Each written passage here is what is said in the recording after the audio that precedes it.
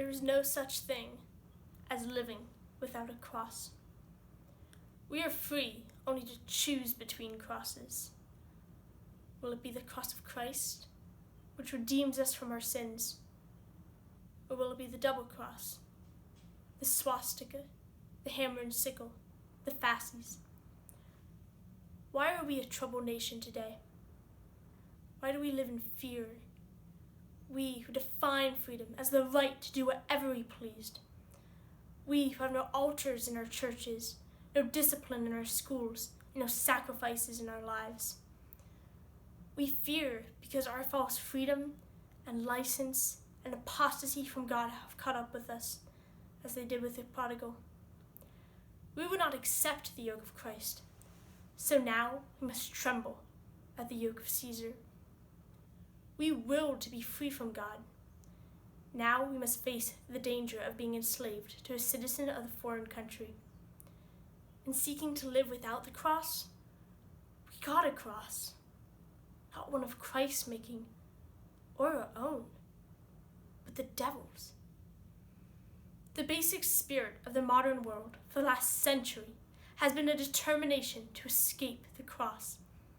But has the world escaped Calvary? What did Latvia, France, and other nations get within the past 2 years but a cross? What do we fear today but a cross?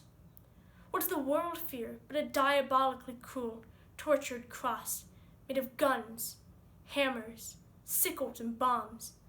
The thing that started out to be a cross and then double-crossed itself because it has double-crossed the world. We in America are now brought face to face with the threat of that double cross.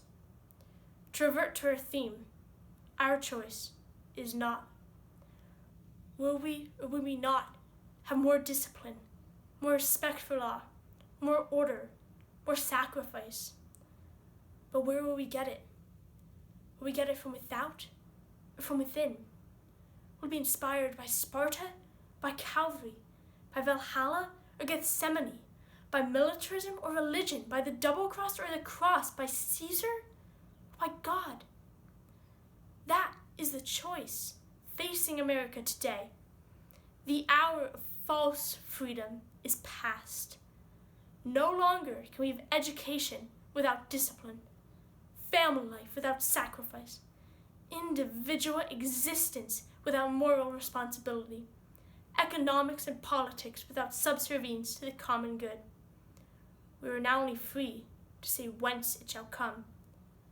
We will have a sword. Shall it be only the sword that thrusts outward to cut off the ears of our enemies, or the sword that pierces inward to cut out our own selfish pride? It was not weakness which made Christ hang on the cross. It was obedience to the law of sacrifice, of love. That is why the hope, the real hope of the world, is not in those politicians who, indifferent to divinity, offer Christ and Barabbas to the mob to save their tumbling suffrage. It is not in those economists who would drive Christ from their shores like the Gerasenes because they feared loss of profit on their swine.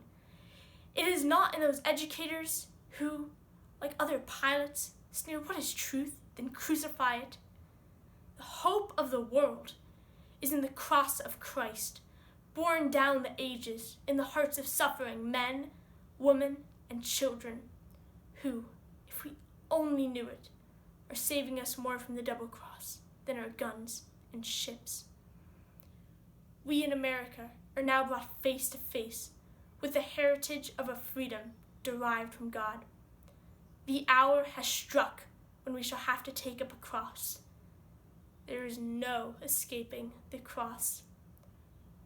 Who shall give it to us? Shall it be imposed by chastisement, or shall it be freely accepted by penance? I believe in America's power of regeneration. I believe we can remake ourselves from within in order that we be not remade from without. I believe in the future of America, but I believe in it only as I believe in Easter, after it is passed through Good Friday.